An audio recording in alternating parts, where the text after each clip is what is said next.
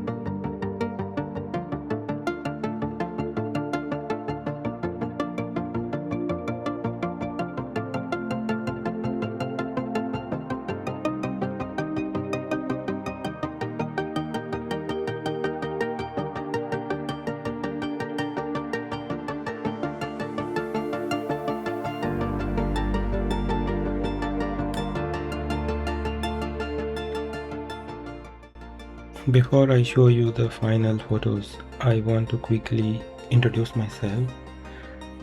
I am Sandeep and this channel is my quiet space for nature and wildlife photography.